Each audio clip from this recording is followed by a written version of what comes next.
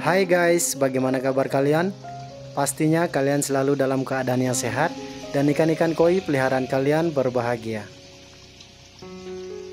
Pada video kali ini saya akan berbagi tentang sistem sirkulasi air pada kolam koi, di mana pada setiap chamber filtrasinya menggunakan sistem sekat dua dinding atau yang lebih dikenal dengan sistem sekat double wall guys. Ini saya sudah buatkan replika kolam koi dari styrofoam, di mana nanti saya akan jelaskan pada setiap bagiannya. Bagaimana sistem pemipaan dari kolam koi ini dan bagaimana sistem sirkulasi air dari kolam koi ini, disimak videonya sampai selesai karena di sini saya akan menjelaskan secara detail setiap bagian yang ada pada kolam koi ini. Jangan sampai terlewatkan ya, karena ini sangat penting dan semuanya terkait.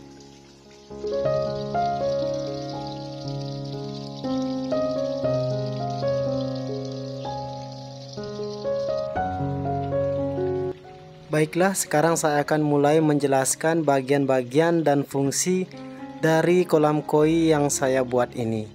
Semoga nanti bisa menjadi referensi untuk para pemula penghobi koi yang ingin membuat kolam koi di rumahnya. Oke guys, saya akan mulai menjelaskan dari kolam utama. Ini merupakan bagian dari kolam utamanya, di mana kolam utama ini menggunakan dua pipa bottom drain yang ada di dasar kolam untuk jalan air menuju ke chamber pertama. Kedua pipa bottom drain saya tempatkan pada sisi bagian ini. Jika kalian ingin memasangnya di tengah juga tidak masalah guys. Jika pipa bottom drain terpasang pada sisi ini, maka dasar kolam harus dibuat dengan kemiringan yang mengarah ke pipa bottom drain ini, dengan tujuan agar pusat tekanan air berada pada pipa bottom drain ini, sehingga air yang mengalir dari kolam utama menuju chamber pertama akan lebih deras guys. Nah, di sini kedua bottom drain tersebut terhubung dengan chamber pertama melalui pipa yang terpasang di dasar kolam seperti ini guys. Jadi satu pipa bottom drain yang ada pada kolam utama menggunakan satu pipa. Jika ada dua bottom drain, jadinya menggunakan dua pipa penghubung ke chamber pertama. Semoga sampai di sini bisa dipahami. Kemudian pada sudut ini saya pasang pipa skimmer, di mana skimmer ini memiliki fungsi atau peran yang sangat penting pada kolam koi. Fungsi dari skimmer ini yaitu untuk menyerap debu, kotoran atau partikel-partikel kecil yang mengambang di atas permukaan air pada kolam koi kita. Skimmer ini juga terhubung dengan chamber pertama melalui pipa yang ada di bawah ini guys. Cara kerjanya sangat sederhana. Kotoran yang mengambang pada permukaan air akan diserap kemudian akan mengendap pada chamber pertama ini. Jadi dengan adanya skimmer ini, permukaan air pada kolam koi kita akan selalu terlihat bersih. Nah, pada bagian ini terpasang pipa overflow yang terpasang dari dalam kolam menuju ke arah luaran kolam. Pipa overflow ini terlihat sangat sederhana tetapi memiliki fungsi yang sangat luar biasa. Fungsi pipa overflow ini adalah untuk menstabilkan ketinggian air pada kolam koi kita. Khususnya untuk kolam koi outdoor, di saat musim hujan tiba, overflow ini dapat mengontrol debit air yang bertambah dikarenakan air hujan sehingga air kolam tidak akan meluber. Tambahan untuk kedua pipa bottom drain ini haruslah disetting sedemikian rupa terlebih dahulu sebelum dilakukan pengecoran agar tidak terjadi kesalahan guys. Pastikan juga pipanya tegak lurus. Dikarenakan kolam koi menggunakan gaya gravitasi untuk sirkulasi airnya, maka oleh karena itu posisi chamber pertama harus lebih rendah dari kolam utama. Tujuannya agar air yang mengalir melalui pipa bottom drain menuju ke chamber pertama menjadi lebih deras. Ini dia bagian chamber pada kolam koi ini. Kolam ini menggunakan chamber filter dengan sekat dua dinding atau yang sering disebut dengan sekat double wall. Jadi, pada masing-masing sekat terdapat dua dinding yang menjadi pembatas pada masing-masing chamber filtrasinya. Di sini saya buatkan 4 chamber filtrasi untuk kolam koi-nya.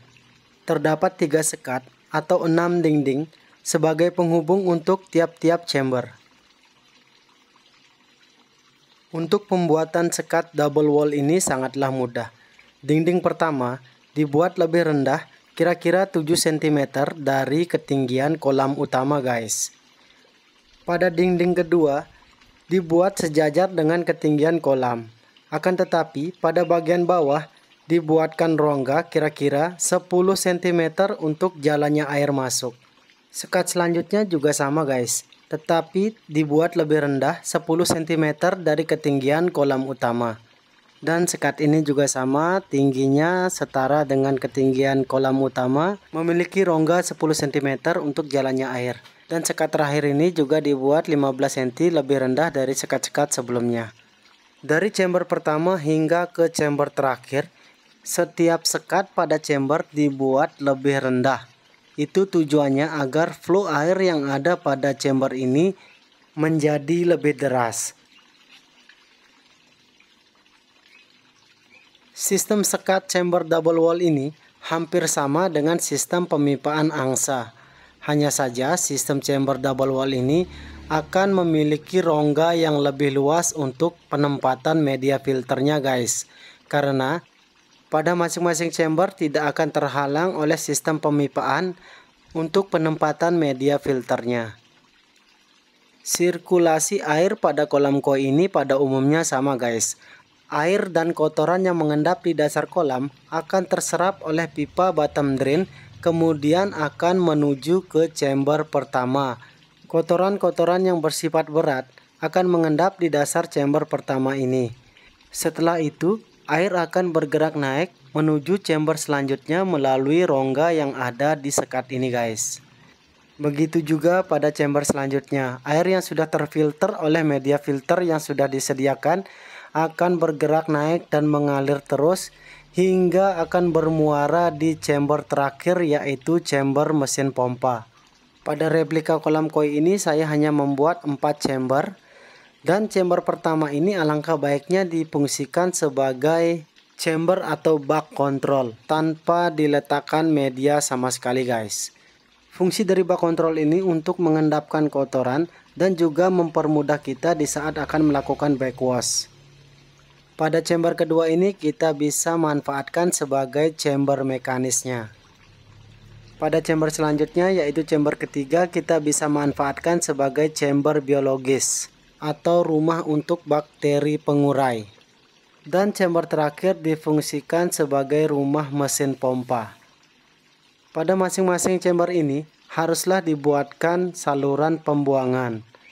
Ini dia terlihat pada setiap dasar chamber dibuatkan saluran pembuangan untuk mempermudah kita melakukan backwash. Cukup dibuatkan yang sesimpel ini dan pada bagian luarnya dipasangkan keran agar mempermudah kita di saat membuang kotoran yang mengendap di dasar chamber dan menutupnya kembali. Air kolam yang sudah melalui proses filtrasi pertama, kedua, dan ketiga akan bermuara ke chamber terakhir yaitu chamber mesin pompa. Air yang ada pada chamber terakhir ini sudah dalam keadaan bersih dan sehat. Kemudian air yang ada pada chamber ini akan ditarik oleh mesin pompa menuju ke bak waterfall. Bak waterfallnya yang ada di atas kolam ini guys. Pada bak waterfall juga saya setting pemipaan agar jatuhnya air dari bak waterfall ini menuju ke kolam utama melalui pancuran bentuknya akan rata. Saya hanya menambahkan sambungan pipa yang berbentuk T pada bagian-bagian ini, sehingga air yang ditarik oleh mesin pompa menuju bak waterfall ini akan keluar menabrak dinding yang ada pada bak waterfall ini. Settingan pemipaan pada bak waterfall seperti ini dapat meminimalisir gelombang air yang masuk ke dalam bak waterfall, sehingga turunnya air dari bak waterfall menuju kolam utama akan terlihat lebih rapi. Dan seandainya pada bagian ini kita potong, kita jadikan jalur masuknya air, maka yang terjadi adalah dorongan air yang masuk dari mesin pompa menuju bak waterfall akan membuat gelombang air yang cukup keras, sehingga akan mengakibatkan pancuran airnya tidak merata. Oh iya guys, video ini saya buat berdasarkan pengalaman saya. Karena sebelumnya saya sudah pernah membuat kolam seperti ini. Jadi niat saya membuat video ini hanya untuk berbagi ke sesama penghobi ikan koi pemula yang ingin memiliki kolam koi di rumahnya.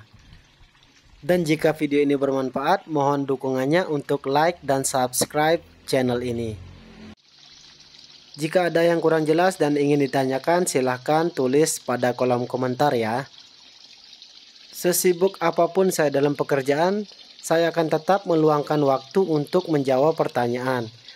Dan saya akan menjawab semua pertanyaan sesuai dengan pengalaman saya selama menjadi penghobi ikan koi ini.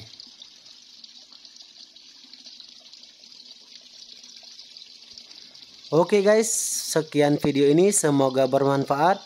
Terima kasih banyak sudah menonton. Tetap sehat dan sampai jumpa lagi pada video-video selanjutnya. Bye.